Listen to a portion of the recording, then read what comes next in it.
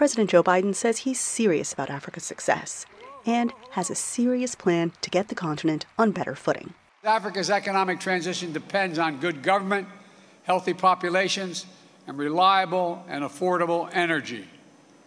These things business seeks out when they're looking to invest. They attract new opportunities, and they launch new partnerships.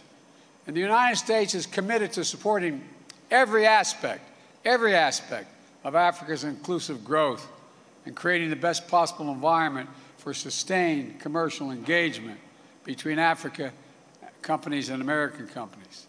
The United States is all in on Africa's future. The second day of the 3-day U.S. Africa Leaders Summit focused on the one thing the U.S. has and that every African country needs: money. U.S. officials announced that they would give African nations $55 billion over the next 3 years, much of it directed toward health and climate projects. On Tuesday, Biden also announced an agreement between the U.S. and the new African Continental Free Trade Area, and a range of other bilateral agreements that he said would unlock economic growth in the world's fastest-growing continent. And he said the U.S. is taking this relationship online by working with Congress to invest about $350 million in what he called the digital transformation with Africa.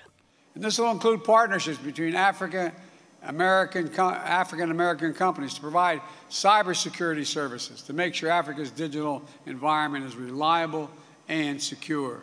The U.S. ambassador to the United Nations told VOA that U.S. assistance won't be affected by African nations' reluctance to condemn Russia and cut ties over its invasion of Ukraine. We're not paying countries to vote for condemning Russia, and we're not threatening countries who decide not to vote. But we are appealing to them.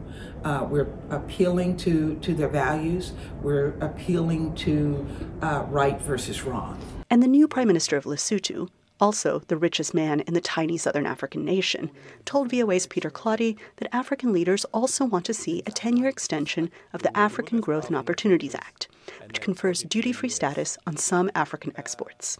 We have just negotiated this morning with the senators that we need to extend AGOA by 10 years because it's coming to an end in 2025. So we have already started negotiations in that part. AGOA is very, very, very important to us as a country. The last summit that brought dozens of African leaders to Washington was 8 years ago. But administration officials say their commitment to the mother continent is as strong today as it ever was. Anita Powell, VOA News, Washington.